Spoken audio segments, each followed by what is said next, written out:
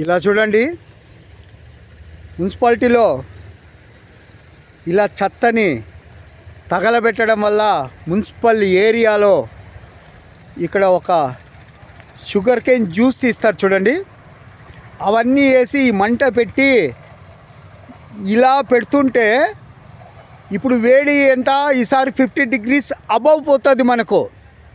అది కాక ఇక్కడ చూడండి, రోడ్డు నియర్ బై అవతల యువతల ఇట్లాంటి యాక్సిడెంట్స్ జరుగుతాయి. అవునా కాదా? యాక్సిడెంట్స్కి ఎవరు కారణం? ఇలా ఎక్కడ జిక్తే అక్కడ అగ్గి పెట్టడం ఆనవాయితీగా వస్తుంది. ఇది కరెక్ట్ కాదు. 50 degreesకి దాటిపోతామండి ఈ ఇయర్. ఇంకొక 1 week వెయిట్ చేయండి. ఇంకొక 1 weekలో 40 degrees in Hindupur, Anantapur 50 degrees above. ఏం చేయాలనుకున్నారు పర్యావరణాన్ని? ప్రతి ఒక్కడు ఎవడు చూసినా అగ్గిపుల్ల గీయడం, మంట పెట్టడం, పొగ పెట్టడం, దెంగం పోవడం. ఏంది ఇది? అవతారాలు అయిపోయినాయి మొత్తం. ఎక్కడ చూసినా ఇటు చూడండి, పొగ, ఆ వెహికల్ పోతా ఉంది, ఆ కారు చూడండి, ఇటువైపు నుంచి ఆ 2-wheeler ఆటో అన్నీ వస్తున్నాయి. ఇద్దరికి మధ్యలో ఒక గోడ కట్టినట్టుంది. ఇది ఎలా చెప్పండి? దీనికి ఏం చెప్పగలరు? ఎవరు దీన్ని?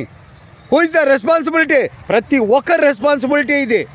ప్రతి ఒక్క మనిషి దయచేసి అగ్గి పెట్టొద్దండి.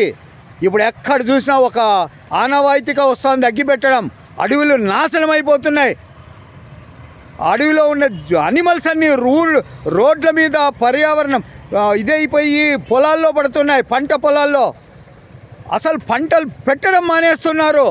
ఈ జింకలు, పందులు, చిరుతలు, ఎలుగుబంట్లకి భయపడి అవన్నీ బడామియాల చేతుల్లో వెళ్ళిపోతున్నాయి భూములన్నీ. ఏం చేస్తారు? పంట పెడితే సర్వనాశనం.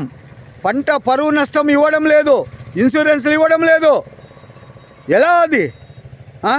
ఆ పందులు పడతాయి, జింకలు పడతాయి, నెమళ్ళు పడతాయి. అడవి